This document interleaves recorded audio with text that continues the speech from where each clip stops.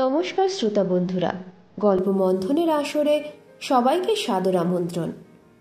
সময় ও দূরত্ব মানুষের সাথে মানুষের সম্পর্ক কতটা পাল্টে দিতে পারে সেই নিয়ে আজকের গল্প আগন্তুক।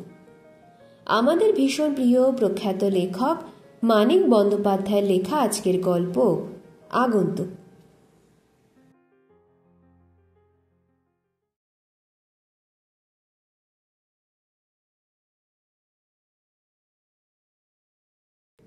স্টেশনে নামিয়া মুকুল চারিদিকে চাহিয়া দেখিতে লাগিল। সে বড় বিস্মিত হইয়াছে। 5 বছরে স্টেশনটির কোনো পরিবর্তন হয় নাই। এমনকি পার্সেল অফিসের দেওয়ালে যেখানে যে অবস্থায় কবিরাজ মশাইয়ের জ্বরের পাঁচনের বিজ্ঞাপনটি লটকানো ছিল, সেটি সেইখানে সেই অবস্থাতেই ঝুলিতেছে। কিন্তু তবু চারিদিকে কেমন যেন অপরিচয়ের ছাপ। কিছুই সে ভোলে নাই। কাঁকড় বিছানো প্ল্যাটফর্ম, কালো আর সাদা রঙের 5টা সিগন্যাল লিভার, ইটের ওপর লাল রং করা রেলের আপিস, ওয়েটিং রুমে ধুলামাখা খড়খড়ি, টিকিট ঘরের ঘুলঘুলিতে মরিচা ধরা লোহার শিক, আর বাহিরে যাওয়ার পথে বাঁকানো লোহার পাতে নিষ্কর্মা গেট, সবই সে বেশ চিনিতে পারিতেছে। কিন্তু আজিকার চেনা কেমন যেন অভিনব। এই জড় পদার্থগুলোর সঙ্গে তার পরিচয়ের যোগসূত্রটি যেন ছিঁড়িয়া গিয়াছিল। স্টেশনে নামিয়া দাঁড়ানো মাত্র গিঁট পড়িয়া তার দুটি ছিন্ন প্রান্ত জুড়িয়া গেল। কিন্তু গিঁটের অস্তিত্বটাই হইয়া রহিল সপ্রধান। স্বাভাবিক মোলায়েম যোগ যেন নাই। গিঁটের মধ্যে যে কৌশল ও শক্তিটুকু সংহত হইয়া আছে, তারই কল্যাণে পরিচয় বজায় আছে। মুকুলে যেন সব ভুলিয়া যাওয়া উচিত ছিল। স্টেশনে যেন এমনভাবে বদলাইয়া যাওয়া উচিত ছিল যে দেখিলে সে চিনিতে না পারে। মুকুল যে মনে রাখিয়াছে স্টেশনটি যে বদলায় নাই, দুপক্ষেরই সে বিশেষ অনুগ্রহ। 5 বছর পরে বাড়ি আসার আনন্দ ও উৎসাহ মুকুলে ঝিমাইয়া পড়িল। জড়জগতের এ কি বিরূপ অভ্যর্থনা! ছোট ভাই অতুল দাদাকে লইতে আসিয়াছিল। বিচলিত, বিব্রত ও সলজ্জভাবে সে মুকুলকে অভ্যর্থনা করিল। গাড়িটা আধ ঘণ্টা লেট করিয়াছে। অতুল বড় হইয়াছে। গোপের কালো রেখায় তার মুখখানা দেখিতে হইয়াছে বিশ্রী। এখন আর তার পিঠ চাপড়ানো যায় না। তাকে একজন আস্ত পুরা মানুষ বলিয়াও স্বীকার করা চলে না। কতখানি স্নেহ আর কতখানি সম্মান তার প্রাপ্য, স্থির করা আজ সমস্যার ব্যাপার। দাঁড়ান, একটা গাড়ি ঠিক করে ফেলি। কিছুক্ষণের জন্য সম্মুখ হইতে সে পলাইতে চায়। দাদা আসিবে বলিয়া তাহার আনন্দ কম হয় নাই, কিন্তু সে আনন্দ প্রকাশ করিতে তাহার লজ্জা করে। অথচ প্রকাশ না করাটাও কেমন যেন খারাপ দেখায়। অতুল নিজে মনে মনে অনেক দিন বিদেশে কাটাইয়া বাড়ি আসিবার কল্পনা করিয়া দেখিয়াছে।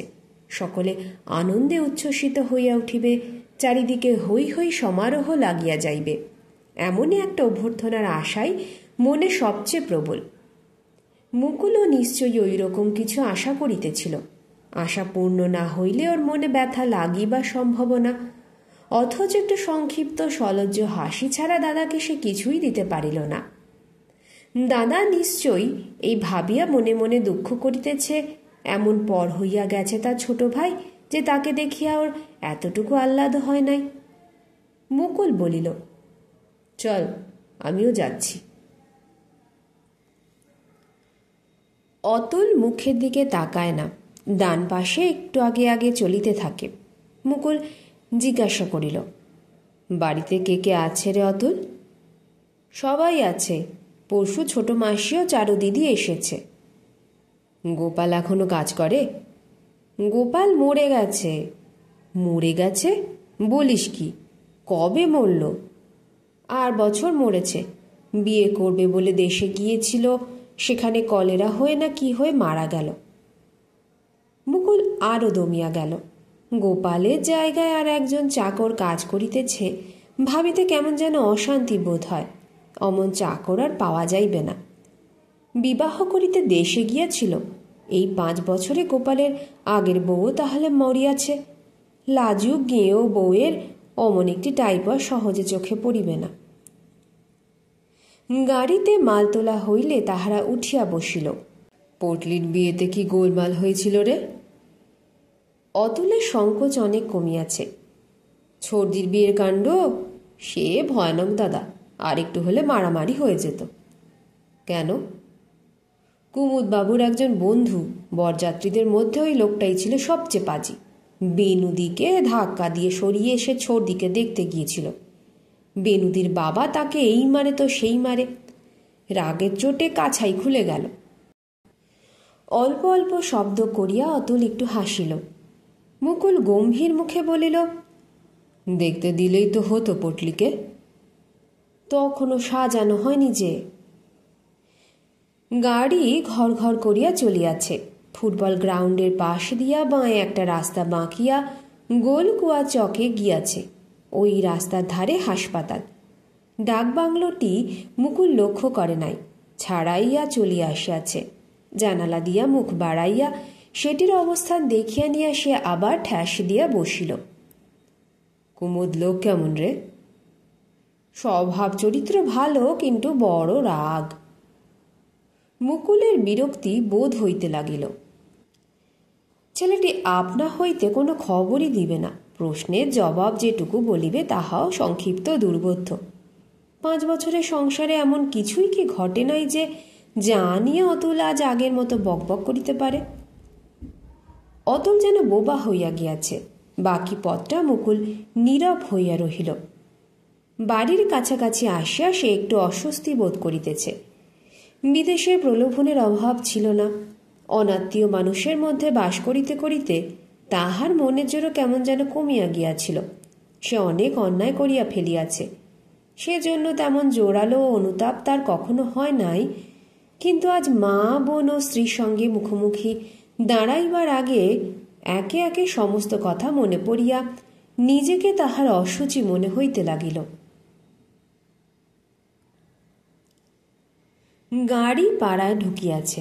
দ্বীপ্রহ না হইলে অনেক চেনা মুখ চোখে পড়িত। শৈলেন্দ্রের বৈঠকখানায় মুকুল অনেক তাসপাশা পিটিয়াছে। এখন দরজা বন্ধ। মুকুলের বিদেশ যাত্রার কয়েকদিন আগে সরকারদের মেজ বউ কাপড়ে আগুন দিয়া পুড়িয়া মরিয়াছিল। এখন দরজায় প্রকাণ্ড একটা তালা ঝুলিতেছে। এদিকে বসন্তদের বাড়ি। বসন্ত বাড়ির রোয়াকে দাঁড়াইয়া বিড়ি টানিতেছিল। কারণ এমনই সময় সেনেদের মেজ বউ ছাতে কাপড় শুকাইতে দিতে আসিয়া পথের দিকে আলিশায় ভর দিয়া একটু দাঁড়ায়। বসন্ত হাঁকিল, মুকুল যে, এই গারোয়ান, রোকো রোকো। বসন্ত গাড়ির কাছে নামিয়া আসিল। সে বসন্ত আর নাই। তার রং গ্রীষ্মকালের তৃণের মতো হইয়া গিয়াছে। মুকুলের গাড়ির গারোয়ানের মতো তাহার ঘাড় ঝাঁটা, চোখে মদের রং। সিলন থেকে আসছ? বন্ধুকে তুই সম্বোধন করিবার সাহসও বসন্ত হারাইয়াছে। মুকুল সায় দিয়া বলিল, হ্যাঁ, কেমন আছো বসন্ত? চলে যাচ্ছে একরকম। বলিয়া বসন্ত একটু নিস্তেজ হাসি হাসিল। মনটা কিরকম করিতে লাগিল মুকুলের। হাসি, গল্প, আড্ডা দিয়া অর্ধেক জীবন যার সঙ্গে মন খুলিয়া হৈ হৈ করিয়াছে, আজ তার সঙ্গে শুধু ভদ্রতার সম্পর্ক। পথের দিকে কেহই তাকাইয়া ছিল না। বেলা 12টা বাজিয়া গিয়াছে। ছেলেমেয়েরা ক্ষুধায় কাতর। তাহাদের ভাত না দিয়া উপায় ছিল না। 7-8টি ছেলেমেয়েকে খাওয়ানো শশীমুখীর একার কাজ নয়। ননদ বাসন্তী তাহার সাহায্য করিতেছে। ছেলের আসিতে দেরি দেখিয়া মা তাড়াতাড়ি স্নান করিয়া ফেলিয়া তাড়াতাড়ি সন্ধ্যাটা সারিয়া নিতে বসিয়াছেন। সময় মতো স্নান না করিলে তার মাথার তালু জ্বলে। ছোট মাসির পায়ের বাতে তেল মালিশ এখনো শেষ হয় নাই। সুতরাং পথে চোখ পাতিয়া বসিয়া থাকিবার অবসর কাহারও ছিল না। চারুর জ্বর, সে বিছানায় পড়িয়া আছে।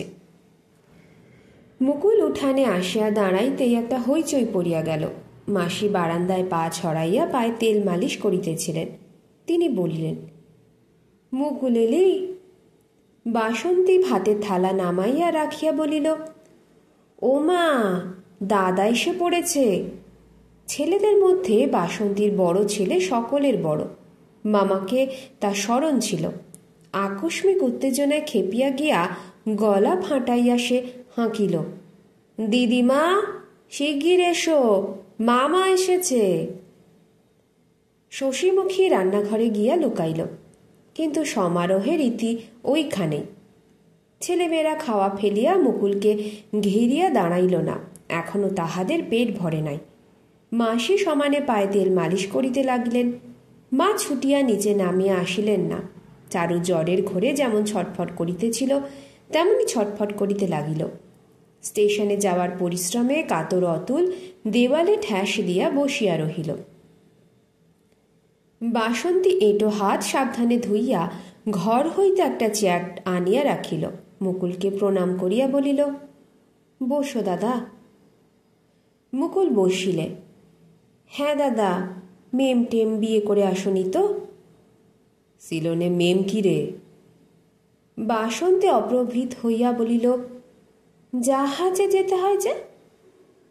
পটলি দোতলায় শুইয়াছিল। অত্যন্ত ধীর পদে সে নিচে নামিয়া আসিল।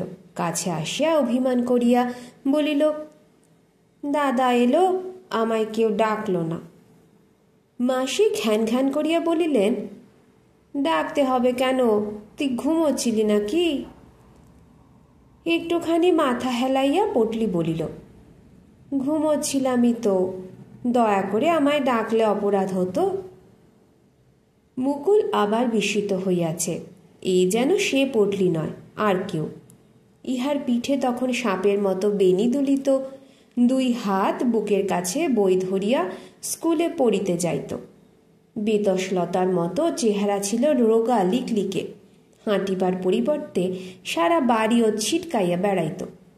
কোথায় যে ও সেমিজের কাঁধ নামিত আর কোথায় যে লুটাইত আঁচল, তার ঠিকানা ছিল না। আর আজও চুলের পাতা কাটিয়াছে, চলিবার সময় পা ফেলিয়া পা তুলিতে ওর যেন কষ্ট। মুখটা পর্যন্ত ঢাকিতে পারিলে ওর যেন আজ ভালো মতো লজ্জা নিবারণ হয়। মুখে কথা আছে, কিন্তু গলায় শব্দ নাই। অতুলের মতো এও মুখের দিকে তাকায় না। দাদাকে দেখিয়া আনন্দর কতখানি হইয়াছে ওই জানে, কিন্তু দাদা আসিতে কেহ ডাকে নাই বলিয়া অভিমান হইয়াছে প্রচুর। সেই অবশ্য এই অভিমানের উপলক্ষ, কিন্তু অভিমানের আধারটিতে তার স্থান যে কতখানি মুকুল তাহা ভাবিয়া পাইল না। সে বাড়িতে পা দেওয়া মাত্র সকলের আগে ওকে ডাকা হইলে ও দাদা সম্মান রাখিত কি দিয়া? অভিমান করিবার উপায় যখন থাকিত না। পুতুল খেলা ছাড়িয়া কয়েক বৎসর যাবত ছেলে খেলা করিতেছে। একদা যে ভাঙা পুতুলের শোকে চোখে জল আসিলে চোখ মুছাইত আর ক্রমাগত পুতুল কিনিয়া দিত, অত কষ্টে জমানো ৩,০০০ টাকা দিয়া সে ওর ছেলে খেলার মানুষটি জোগাড় করিয়া দিয়াছে, তার কথা মনে করিবার অবসর হয়তো ও পায় নাই। দাদা যে বিদেশে, সেটুকু ভালো করিয়া টের পাইবার সুযোগ হয়তো ওর ছিল না। তোর খোকা কই রে পটলি? ঘুমোচ্ছি। দুই চোখে আনন্দ ভরিয়া উৎসুকের সহিত সে আবার বলিল, তুলে আনবো? থাক থাক, জাগলেই দেখবক্ষণ। আচ্ছা। পটলির আবার অভিমান হইয়াছে। দাদা আসিয়া খোকাকে দেখিবে, কোলে নিবে, আদর করিবে, এ তাহার অনেক দিনের স্বাদ। এ স্বাদ মিটিতে দেরি হইবে না। খোকার ঘুম মিনিটে মিনিটে ভাঙে, কিন্তু দাদা যে কত দূর পর হইয়া গিয়াছে বুঝিতে পারিয়া পটলি সাধের আর তেমন জোর রহিল না। বাড়িতে পা দেওয়া মাত্র সকলের আগে তার খোকাকে দেখিবার আগ্রহ নাই দাদার। এ তো সে দাদা নয়। এই ধরনের মনোভাব মুখে ছায়াপাত করে। পটলির মুখ দেখিয়া মুকুল রাগ করিয়া ভাবিল, ঘুমন্ত ছেলেটাকে তুলে আনতে বারণ করলাম, এতে ওর আবার রাগ করবার কি আছে? মাসি বারবার উহ আহ শব্দ করিয়াও পায়ের দিকে মুকুলের দৃষ্টি টানিতে না পারিয়া মনে মনে চটিতেছিলেন। পটলিকে ধমক দিয়া বলিলেন, তুই যেন কেমন তর মেয়ে পটলি, একদিন পরে বড় ভাইটা এলো, একটা পেন নাম কর। মুখ রাঙা করিয়া মাসির দিকে ঝুঁকিয়া চাপা গলায় পটলি বলিল, আহ তুমি চুপ করো মাসি, আমার আজ প্রণাম করতে নেই। বলিয়া মাসি থ বনিয়া গেলেন। মুকুলও। এমনভাবেই তাহারা পর হইয়া গিয়াছে পরিবর্তনের মধ্যে। মুকুল বিমর্ষ হইয়া বসিয়া রহিল। বাড়িটাকে আজ ভারী চাপা, ভারী নোংরা মনে হইতেছে। ছোট উঠানে আলো বাতাস স্বচ্ছন্দে আসিতে পারে না। সমস্ত উঠানে কত কি আবর্জনা! চোখলা তোলা মেঝেতে শ্বেত পাথরের স্বপ্নও নাই। দেওয়ালগুলি বিবর্ণ, উপরের দিকে ঝুল ভরা। ঘরে ঢুকিলে মুকুলের নিশ্চয়ই নিঃশ্বাস বন্ধ হইয়া আসিবে। মাসির বাতের মালিশের দুর্গন্ধটাই যেন এ বাড়ির আবহাওয়ার সঙ্গে খাপ খাইয়াছে। তার রুমালের সিংহলি আতরের গন্ধ অতিথির মতো, পরের মতো এখানে বেমানান। রান্নাঘরের জানালায় কালীবর্ণ শিকের ফাঁকে শশীমুখী উঁকি দিতেছিল। মুকুলের চোখ পড়া মাত্র তাহার ফর্সা মুখ ডগডগে লাল হইয়া যাইতেছে। এ আরেক কৌতুক। 5 বছর আগে শশীমুখীর এই বারবার উঁকি দেওয়ার, মুখ লাল করার মধ্যে ভালোবাসার প্রকাণ্ড একটা প্রমাণ আবিষ্কার করিয়া সে পুলকিত হইত, সন্দেহ নাই। কিন্তু আজ তাহার অভিজ্ঞতায় ইহার ফাঁকি ধরা পড়িয়া গিয়াছে। শশীমুখীর চাওয়া চোখে, লালিমা মুখে, মনে শুধু কৌতূহল আর লজ্জা। স্বামীকেও চোখে সহায়া নিতেছে। এতকাল পরে কল্পনার বাহিরের দেশ হইতে লক্ষ কোটি বিপদ আপদের হাত এড়াইয়া স্বামী অক্ষত দেখিয়া, যে স্বামী ভালোয় ভালোয় ঘরে ফিরিয়াছে তাহাকে একটিমাত্র ব্যাকুল দৃষ্টিপাতে সুস্থ দেখিয়া, অক্ষত দেখিয়া আড়ালে গিয়া শশীমুখী ঝরঝর করিয়া কাঁদিয়া ফেলে নাই। ব্যগ্র উৎসুক চোখে কম্পিত সচেতন অঙ্গুলিতে স্বামীকে ভালো করিয়া দেখিবার ও চিনিবার স্বাদ নিরালার মিলন মুহূর্তটির জন্য তুলিয়া রাখে নাই। পথের বৈচিত্র্য যেমন করিয়া দেখে তেমনি ভাবে স্বামীকে দেখিতেছে। পরপুরুষের দৃষ্টিপাতে যেমন করিয়া মুখ লাল করে তেমনি ভাবে স্বামীর চাহনিতে রাঙা হইয়া উঠিতেছে। শশীমুখীর সম্বন্ধে মুকুল হতাশ হইয়া গেল। বউ ভালো হইলে নিজেকে কি এত সস্তা করিয়া দেয়? ও এমন ধৈর্যহীনা, এমন লোভাতুরা যে আগামী মিলনকে অখণ্ড রাখিতে পারিতেছে না। এখন হইতেই ভাঙিয়া ভাঙিয়া চাখিতে শুরু করিয়াছে। বিদেশে অন্যায় করিয়া আসার জন্যে মুকুলের হঠাৎ আর কোনো ক্ষোভ রহিল না। ইতিমধ্যে গলায় কাঁটা বিধিয়া বাসন্তীর ছেলে কান্না আরম্ভ করিয়াছিল। মাসির ছোট মেয়েটারও লঙ্কা চিবাইয়া ঝাল লাগিয়াছে। বাসন্তী আদর করিয়া শশীমুখীকে ডাকিয়া বলিল, মাছ বেচে বুলুকে একটু খাইয়ে দাও না বৌদি ভাই।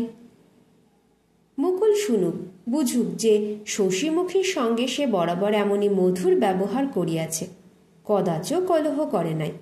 যদি বা কখনো একটু কথা কাটাকাটি হইয়া থাকে, শশীমুখী কি আর সে কথা দাদার কানে তুলিবে? একসঙ্গে থাকিতে গেলে সংসারে এমন কত হয়। মাসি অত কারো খাতির করেন না।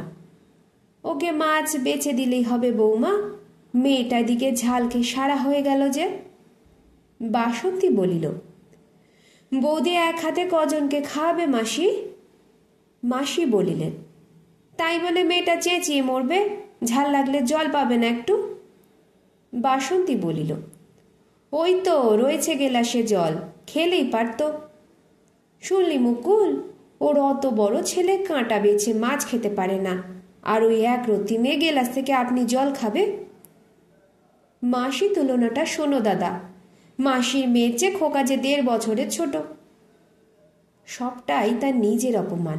নিজের বোন, নিজের মাসি আজ তাহাকে এমনি করিয়া মধ্যস্থ মানে। দুজনকে ধমক দিবার ক্ষমতা আজ তাহার নাই। ইহাদের হীনতাকে আজ তাহার পাশ কাটাইয়া যাইতে দিতে হইল।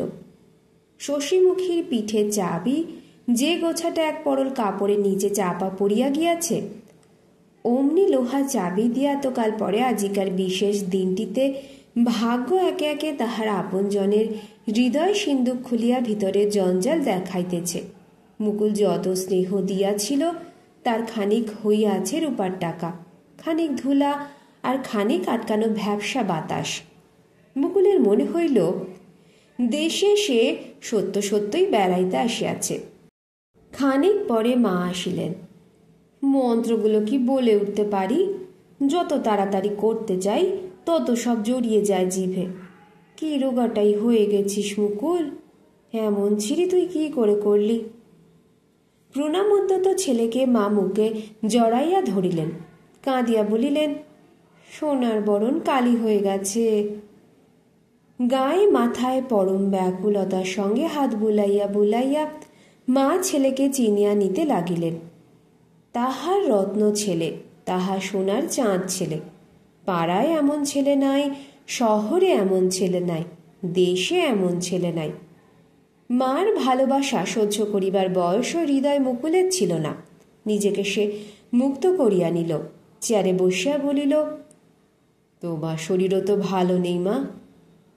কণ্ঠস্বরে পার্থক্য লক্ষ্য করিবার বিষয়। মার কথায় যেন কাব্যের আবির্ভাব আছে, বলিবার ভঙ্গিতেই তাহা মধুর। মুকুলে শুধু বক্তব্য। তবু মুকুল খুশি হইল না। নিজের কাঠিন্যের কোষ্ঠী পাথরের মার মমতা সোনার দাগ কাটিয়া গেল, কিন্তু সে দাগে আগের মতো উজ্জ্বল যেন নাই, কেমন যেন মেটে মেটে হইয়া গিয়াছে। মার চোখে ঠিক উচিত পরিমাণে জল ঝরিল কই। আসিবে না করিয়া যে সন্তান এতকাল পরে আসিয়াছে, তাকে বুকে নিয়াও তার আশাতে মার অবিশ্বাস রহিয়া গেল কোথায়? তার বাঁচিয়া থাকাটাই মায়ের কাছে আর ভয়ঙ্কর বিস্ময়ের ব্যাপার যেন নয়। তা সেই এক মোটা মুকুল কোথায় সেই লঙ্কায় গিয়া পাঁচটা বছর কাটাইয়া আসিল, ইহার অভিনবত্ব মা আর তেমনভাবে আয়ত্ত করিতে পারিতেছেন না। বহু পুরাতন বিদায় নেওয়ার দিনটির কথা মনে করিয়া মুকুল আজ অত্যন্ত নিষ্ঠুরভাবে মাকে বিচার করিল। হারানোর বেদনার সঙ্গে পাওয়ার আনন্দের তুলনা করিয়া ক্ষুণ্ণ হইবার ক্ষমতা সে আয়ত্ত করিয়াছে। আজ তাই এতখানি যাচাই করা, এতখানি দর কষাকষি। বাস্তবিক জীবন যুদ্ধে জয় করিয়া আর হার মানিয়া এতখানি ভোঁতা হইয়া গিয়াছে তার অনুভূতি, যে তার স্বার্থপরতার মধ্যে আজ গ্লানির ফ্যাক্টরি বসিয়াছে। সে বুঝিতে পারে নাই হৃদয়ের পূর্বকৃত প্রাপ্যের সঞ্চয়ের মধ্যেই ভবিষ্যৎ পাওনার মূল্য। ভুলিয়া গিয়াছে বলিয়া বেচারির দেনা শোধ করা আজ মায়েরও সাধ্যাতীত। 5 বছরে 500 দিন তার জন্যে মা যে কাঁদিয়াছেন, এই সহজ অনুমানও আজ মুকুলের নাই। আজ মার কাছে তার যা পাওনা ছিল, 5 বছর ধরিয়া মা তাহা দিয়া আসিতেছেন। আজ যে স্নেহ ফুরাইয়া যায় নাই, অভ্যস্ত দুঃখের অন্তে মা চোখ দিয়া জলও যে পড়িয়াছে, সে গৌরব মায়েরই, এবং সেই গৌরবই মার পরিচয়। মুকুল হিসাব করিতে শিখিয়াছে, কিন্তু পৃথিবীর অধিকাংশ মানুষের মতো হিসাব শেখে নাই। অশিক্ষিতা মেয়ের মতো ওর অনেক দোষ। তবে সম্মান যে পাইল প্রচুর। আজ না চাহিতে শরবত আসিল, দাদাকে শরবত করিয়া দিতে পারিলেই পটলি কৃতার্থ। বাসন্তী পাখা আনিয়া কখন বাতাস করিতে আরম্ভ করিয়াছিল, হাত ব্যথা হইয়া গেলেও সে থামে নাই। শশীমুখী ময়দা মাখিতে বসিয়া গিয়াছে। মুকুল গরম লুচি খাইবে। দুপুরবেলা ভাতের বদলে লুচি। স্নেহের পরিবর্তে যে সমাদর জুটিয়াছে, ও যেন তারই অতি বাস্তব রূপক। স্নান করিতে যাওয়ার আগে প্রত্যেকের জন্য সে যে উপহার আনিয়াছিল, একে একে সকলকে মুকুল বাঁটিয়া দিল। মাসির জন্য কিছু আনা হয় নাই। মুখ কালো করিয়া মাসি হাসিবা চেষ্টার সঙ্গে বলিলেন, আমি কিছু চাই নে বাবা, অত শখ আমার নেই। তুই বেঁচে থাক, তাই আমার ঢের। আশীর্বাদের ছলে মাসি যেন গাল দিলেন।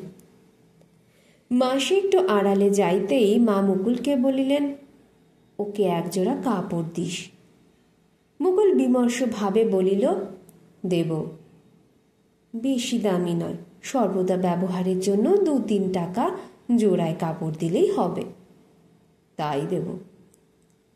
খাওয়া দাওয়ার পর ঘরে শুইতে যাওয়ার আগে মুকুল চারুর ঘরে গেল। চারু বলিল, মুকুল দাদা, এতক্ষণে বুঝি মনে পড়ল? মুকুল বলিল, আহা, তুই এমন হয়ে গেছিস চারু? বেঁচে তো আছি। তোর কাপড় ছেঁড়া কেন?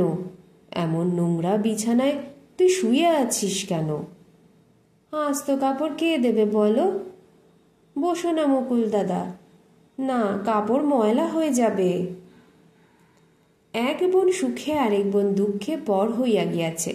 রোগে শোকে পরের গলগ্রহ হইয়া জীবন ধারণের লজ্জায় সকলের আগে চারু মুকুলের স্নেহকে বিক্রয় করিয়াছিল। অনেক ভনিতা করিয়া পত্র লিখিয়াছিল যে, মুকুল দাদা, বড় কষ্টে আছি, আমায় 25টা করে টাকা দেবে মাসে মাসে। টাকা অবশ্য মুকুল দিতে পারে না। বিদেশে বিশেষ কারণে তখন তাহার অনেক খরচ, কিন্তু তাই বলিয়া চারু কি তাহাকে এমনভাবে খোঁচা দিতে পারে? চারুর এমন অবস্থা হইয়াছে জানিলে সে কি সামান্য 25টা টাকা ওকে না দিয়া থাকিতে পারিত? চারুর কত আত্মীয় স্বজন, যার কাছেই থাক সুখে না থাকিলেও দুঃখ পাইবে না, এই ছিল তাহার ধারণা। বাস্তবিক এই ধারণাই তাহার ছিল। তাছাড়া চারুর প্রকৃতি বড় হীন হইয়া গিয়াছে। নিজের চোখে আমার অবস্থা দেখলে এবারও কি আমার একটা ব্যবস্থা করবে না? নিঃশ্বাস ফেলিয়া, তোমার ধর্ম তুমি করবে, আমি আর কি বলবো বলো? কিন্তু আমাকে পেট ভরে খেতেও দেয় না মুকুলদা। শশীমুখীর সঙ্গে মুকুলের দেখা হইল অনেক পরে। আগে সে যে ঘরে থাকিত সেই ঘরেই তার বিছানা হইয়াছিল। বিবাহে যৌতুক পাওয়া খাটে ফুলশয্যার রাত্রে শোয়া ভাঙা স্প্রিংয়ের গদিতে মুকুলের সোপার্জিত টাকায় কেনা তোষকে ফুলকাটা বোম্বাই চাদর বিছানো শয্যা। বিবাহের পূর্বে শশীমুখীর সঙ্গে মুকুলের 25 বৎসর দেখা হয় নাই। ফুলশয্যার বিছানায় তাই সত্যিকারের ফুল ছিল। এবারের বিরহ মোটে 5 বছরের, বিছানায় তাই সুতার ফুল। দরজার বাহিরে ভিজা মুখখানা আঁচলে মুছিয়া ফেলিয়া শশীমুখী ঘরে ঢুকিল। প্রেমে নয়, উত্তেজনায় নয়, ভয় তাহার বুক ঢিপ ঢিপ করিতেছে। স্বামী যখন আজও কাছে থাকিত, কালো কাছে থাকিত, তখনও তাহার মন জুগাইয়া চলা সহজ ছিল না। রোজই ভালোবাসার পরিচয় দিতে হইত। ঘুমের জন্য মরিয়া গেলেও বলিতে হইত ঘুম পায় নাই। হাত অবশ হইয়া আসিলেও বলিতে হইত আর একটু বাতাস করি। কিন্তু তখন ধরা বাঁধা নিয়ম ছিল। মুকুল ভালো করিয়া নির্দেশ করিয়া দিয়াছিল কিভাবে তাহাকে ভালোবাসিতে হইবে। মুকুলের হৃদয়কে নকল করিয়া চলিলেই তখন বেশ দিন কাটিত। আজিকার অসাধারণ অবস্থায় কি করা দরকার কিছুই শশীমুখী ভাবিয়া পাইতেছে না। মাস্টারের কাছে পড়া দেওয়ার মতো করিয়া সে তাই বলিল, ভালো ছিলে। আজকের গল্প আপনাদের কতটা আনন্দ দিল কমেন্ট করে জানাবেন। লাইক করলে ভীষণ খুশি হব। নতুন শ্রোতা বন্ধু হলে পরবর্তী গল্পের নোটিফিকেশন পেতে চ্যানেলটি অবশ্যই সাবস্ক্রাইব করে যাবেন। অন্য গল্প নিয়ে খুব তাড়াতাড়ি আবার আসব। ভালো থাকবেন সবাই।